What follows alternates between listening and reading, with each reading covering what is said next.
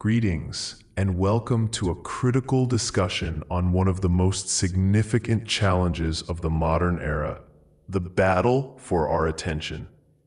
In a world saturated with notifications, entertainment, and endless demands, the ability to focus has become a superpower. This session is not merely about time management. It is a deep dive into the psychology of distraction, the neuroscience of habit, and the practical strategies to reclaim command over your cognitive resources. We will explore how the silent thief of distraction operates, and more importantly, how you can build an impenetrable fortress of concentration around your most important goals. Part 1.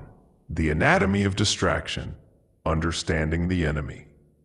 Let us begin by painting a familiar picture. You sit down at your desk with a clear intention: to study for a crucial exam, to complete a vital work project, or to draft an important document. The environment is prepared, your materials are at hand, and you begin with vigor. For the first 10 minutes, progress is excellent. Then, almost imperceptibly, a thought arises. I'll just check my phone to see if there's anything important. This is the critical juncture, the moment the game is won or lost. That single, seemingly harmless action, checking a notification, is the Trojan horse. It opens the gates to a cascade of distraction. One notification leads to scrolling through a social media feed, which leads to watching a video, which leads to reading the comments. This is not a failure of willpower. It is by design. Digital platforms are engineered to capture and hold your attention through variable rewards, the unpredictable likes, messages, or content that trigger a release of dopamine in the brain. This neurochemical creates a feeling of pleasure and reinforcement, training your brain to seek out these distractions repeatedly. The consequence is what psychologists call attention residue, where part of your cognitive capacity remains stuck on the previous distraction, severely degrading the quality of your focus on the primary task. An hour passes and you surface from the digital world feeling drained, guilty, and further behind than when you started. Distraction, therefore, is not just a waste of time. It is a thief of cognitive clarity, deep work, and ultimately, your future achievements. Part 2. Debunking the myth, the high cost of multitasking. A common misconception is that handling multiple tasks simultaneously is a hallmark of efficiency. We believe that we can listen to a lecture while browsing the web, or write a report while intermittently responding to messages. However, cognitive science is unequivocal. What we call multitasking is actually task switching.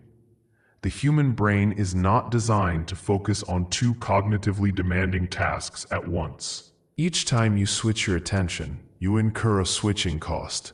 Your brain must disengage from one set of rules and context, and then re-engage with another. This process consumes time and mental energy, leading to several negative outcomes. Increased errors. Your attention is divided, making you prone to mistakes. Longer completion time. Contrary to popular belief, multitasking makes tasks take longer overall due to the constant resetting of your focus. Mental fatigue. The cognitive load of switching rapidly depletes your mental reserves, leaving you feeling exhausted. The truth is, when you multitask, you are not doing two things well. You are doing both things poorly. The quality of your study session and the quality of your social interaction both suffer. Part 3. The Arsenal of Focus. Practical strategies for victory. Knowing the enemy is only half the battle. The following strategies form a comprehensive system for defending your focus. 1. Environmental engineering, your first line of defense. Your environment has a profound impact on your behavior. The most effective strategy is to make distractions physically difficult to access. Phone management. During focus sessions, turn your phone on Do Not Disturb mode or, even better, place it in another room. Out of sight truly is out of mind.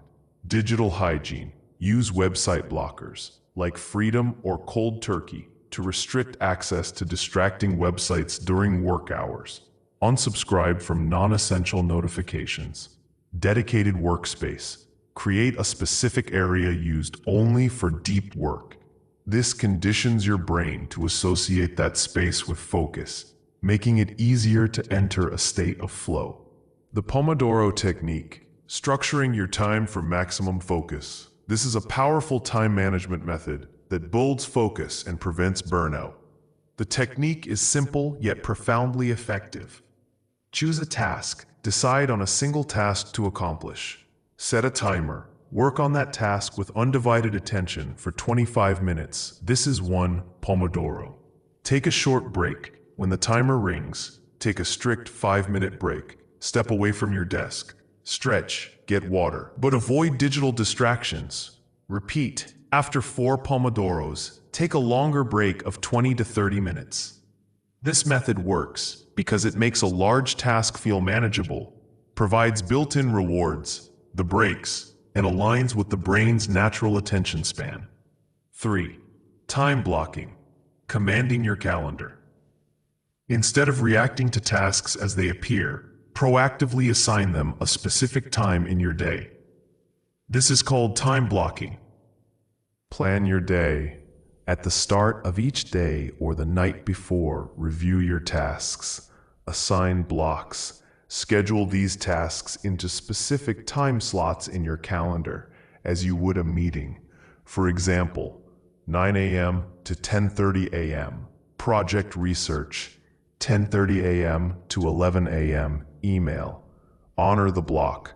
During each block, focus exclusively on the scheduled task. This eliminates the mental energy wasted on deciding what to do next and creates a powerful sense of control. 4. The Eisenhower Matrix. Prioritizing with clarity. Not all tasks are created equal. This matrix, popularized by President Dwight D. Eisenhower, helps you categorize tasks based on urgency and importance. Quadrant 1. Urgent and important. Crises, deadlines. Do these immediately. Quadrant 2. Important but not urgent. Long-term projects, learning, planning. This is the quadrant of focus. Schedule time for these activities as they are crucial for your growth. Quadrant 3. Urgent but not important. Some calls, interruptions. Delegate these if possible. Quadrant 4. Not urgent and not important. Mindless scrolling, gossip. Eliminate these activities. Most people spend their time in quadrants 1 and 3, feeling busy but not productive. High performers spend most of their time in quadrant 2. Conclusion: the journey to unbreakable concentration. Mastering your focus is a journey, not a destination. It requires consistent practice and self-awareness. There will be days when distractions win, and that is part of the process. The goal is progress, not perfection. Begin by implementing just one of these strategies. Perhaps this week, you will commit to the Pomodoro technique for your most important study session. Next week, you might clean up your phone's notifications. Small, consistent actions compound into remarkable results. Remember, every time you choose to focus, despite the pull of distraction, you are not just completing a task. You are strengthening your mental discipline. You are building a life of intention, purpose, and profound accomplishment. The power to direct your attention is the power to direct your life. That power is within you. Start exercising it today.